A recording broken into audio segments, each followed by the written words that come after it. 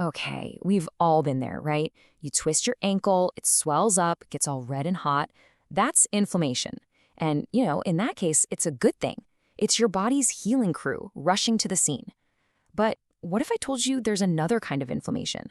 One you can't see, one you can't feel, and it could be silently wreaking havoc inside your body right now. And that's the big question we're diving into today. This isn't about the obvious stuff, a sprained ankle. Nope. We're talking about something hidden, something internal, a process that might just be the root cause of so many of our modern health issues. So it's really important to get this. There are two totally different kinds of inflammation. Think of it like this. On one hand, you've got acute inflammation. That's the healing helper. It's like a fire alarm that goes off, brings in the firefighters to fix the problem, and then shuts off. It's a good thing. But then you've got chronic inflammation. This is the silent damage. This is like that fire alarm being stuck on at a low, annoying hum for years. It never shuts off, and over time, that constant on signal just quietly wears everything down. All right, let's get into our first section, the silent threat. Before we can talk about fighting it, we gotta know exactly what it is we're up against. So what is chronic inflammation? Well, at its core, it's your immune system just stuck in the on position.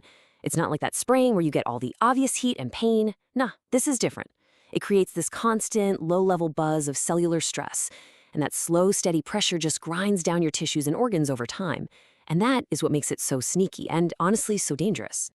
And if you're wondering just how big a deal this is, take a look at this number, 60%. Let that sink in for a second.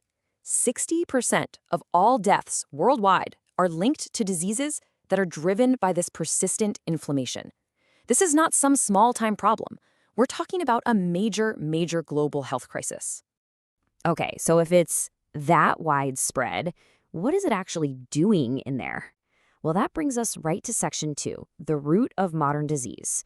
We're going to look at how this silent process is fueling some of the biggest illnesses out there today. Now, this is a really key point, a huge shift in how we think about disease. We used to see inflammation as just a symptom, right? A side effect of being sick.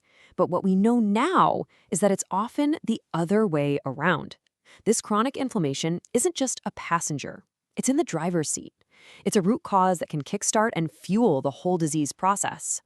And you can see the trail of damage it leaves. It's helping build up plaque in your arteries. Hello, cardiovascular disease. It's messing with your insulin signals, leading straight to type 2 diabetes. It's even connected to things like Alzheimer's and creating the perfect environment for cancer to grow.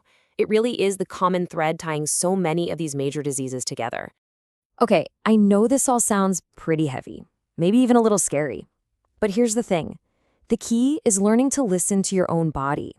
So in our next section, listening to your body, we're going to talk about the subtle signs you can actually watch out for.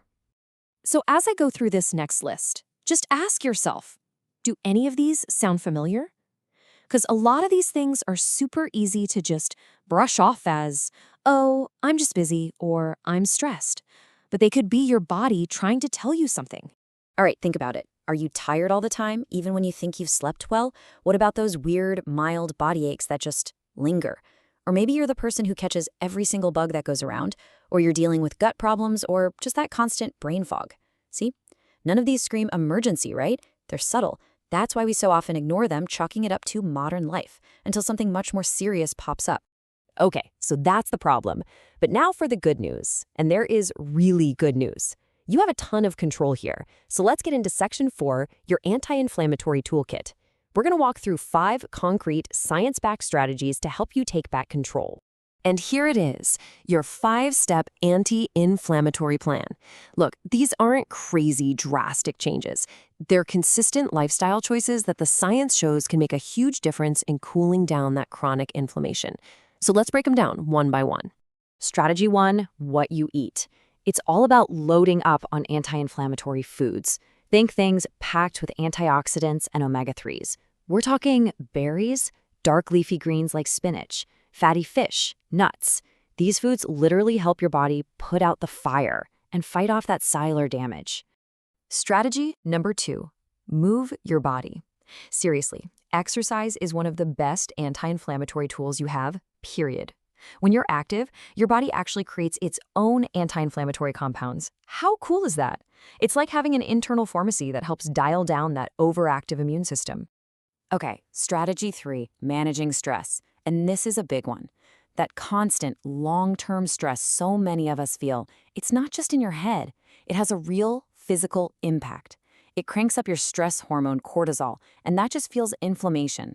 That's why things like mindfulness, or even just making sure you have some real downtime, are not luxuries. They're essential for keeping your immune system in check. Strategy number 4 is sleep. And let me be clear, this one is non-negotiable. When you skimp on good quality sleep, your inflammation markers shoot up. It's that simple. Sleep is your body's prime time for repair. Getting enough of it is absolutely crucial for keeping your immune system balanced.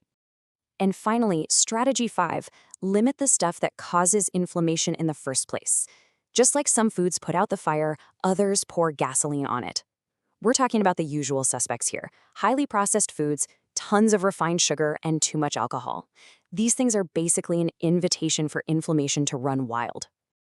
All right, so we've gone through 5 really powerful strategies. For this last section, I want to zoom in on the one that you have the most immediate control over every single day: the power on your plate. When you get right down to it, it can be this simple. On one side, you've got the foods that fuel the fire, things that promote inflammation. On the other, you've got foods that fight the fire. Just thinking about your food in those terms, is this meal fueling the fire or fighting it? That's a super powerful way to look at it. And that really brings us to the bottom line. Every single day, the choices you make about what to eat are either fueling that chronic inflammation or they're helping to calm it down. Every meal, every snack, it's a chance to tip the scales back in your favor. So I'm going to leave you with this one final thought. The next time you sit down to eat, just look at your plate and ask yourself a simple question. Is this meal fighting for me, or is it fighting against me? The power truly is on your plate.